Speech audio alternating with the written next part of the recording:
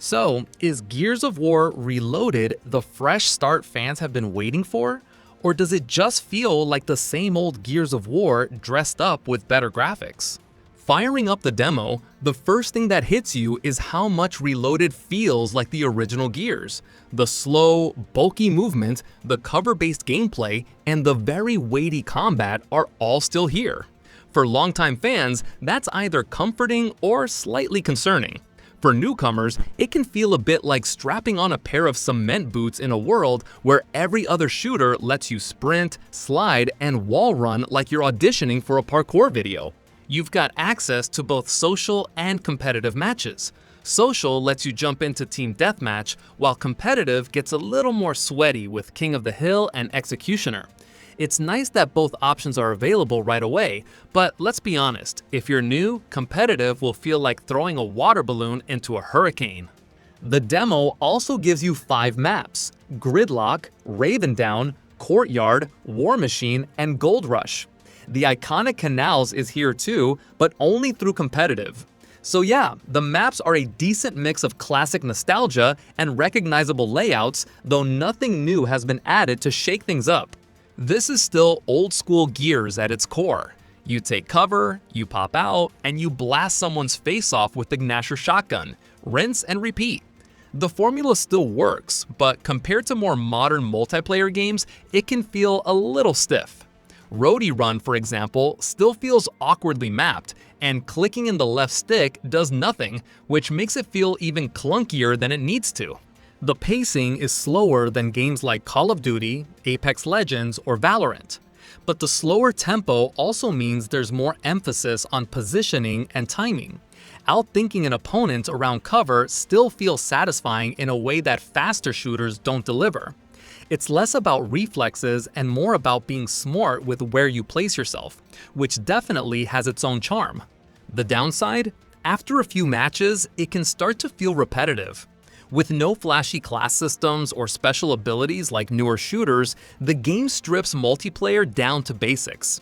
That's great if you want simplicity, but it can also feel a little bare bones by today's standards. Visually, Reloaded is both impressive and underwhelming at the same time. The upgrade to 4K, 60 FPS for campaign, and 120 FPS for multiplayer is a huge technical improvement. Textures are sharper, lighting looks better, and the shadow work is a big step up from past remasters. But here's the thing, even with HDR and Dolby Vision support, the game still looks kinda bland.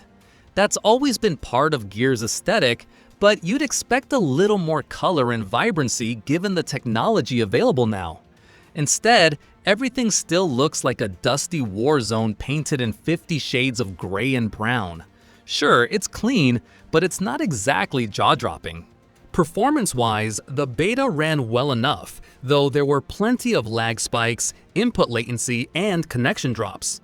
That's expected in a test, but with release not far away, there's not much time for fixes. At least the game does aim for smooth high frame rates, which helps offset some of those issues. The real question here is, does Reloaded feel fresh, or does it feel old? Honestly, it leans more on the old side. When Gears of War launched in 2006, it changed the shooter landscape. The cover system was groundbreaking, the gore was shocking, and the gunplay was tight. It inspired games like Uncharted and Mass Effect to adopt similar mechanics.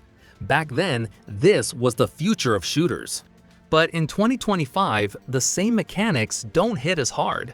After playing Gears 5, which added faster gameplay, wall bouncing improvements, more game modes, executions, and even class-based horde, going back to the stripped-down, slower combat of Reloaded feels like stepping into a time machine, and not always in a good way. Sure, the simplicity is refreshing if you miss the old-school vibe, but compared to the variety and depth of newer shooters, Reloaded feels like it's missing a lot. Let's be clear. Reloaded doesn't pack nearly as much content as the more recent entries. No class systems, no escape mode, no arcade, no modern horde tweaks. Just the basics. Pick a character, pick a weapon, shoot people in the face. That's fine if you want nostalgia, but it does raise the question, how long will this actually hold your attention? After a week or two, once the novelty wears off, it's easy to imagine players drifting back to Gears 5 or other modern games with more depth. At least there's cross-platform support now, meaning PlayStation players can finally join in. That's a big deal since Gears has always been an Xbox exclusive franchise. Having a bigger pool of players is good news for matchmaking and keeping the servers alive. Let's jump on to some of the negatives. The game itself was rough. Expect lag, latency, and a few annoying crashes. Hopefully that's just the point of these tests, to iron things out before launch. It's hard not to feel a little worried. Matchmaking also had issues, with players sometimes being thrown into lopsided matches. That might improve over time, but first impressions do matter, and Reloaded's demo didn't exactly inspire total confidence. So why remaster Gears of War 1 again when we already got Ultimate Edition? Part of it is to give PS5 players a chance to finally play the series. The other reason is to build hype before Gears of War E-Day, the upcoming prequel set for 2026. Reloaded acts as a refresher course, a way to bring new players into the fold and remind old fans where it all began. The downside? Gears of War 2 and 3 are sitting untouched. Many fans argue those deserve the remaster treatment more than the original. Reloaded risks being seen as a cash grab rather than a meaningful upgrade. So, is Gears of War Reloaded worth playing based on the demo? If you're new to the series and want to see where it all started, then yes, it's a good entry point. The gameplay is slower but unique, the cover system still feels satisfying, and crossplay finally opens the door to a wider audience. But if you've been playing Gears for years, or if you're used to the faster pace and variety of modern shooters, Reloaded may feel too old school. The visuals are sharper, but the art direction still feels bland. The multiplayer is fun for a bit, but it doesn't have the staying power of Gears 5. Basically, Reloaded is a nostalgia trip. It's good for revisiting the roots, but don't expect it to keep you hooked for long. If you're here for pure nostalgia, you'll probably enjoy it. But if you're hoping for a modern reinvention of Gears, you might leave disappointed.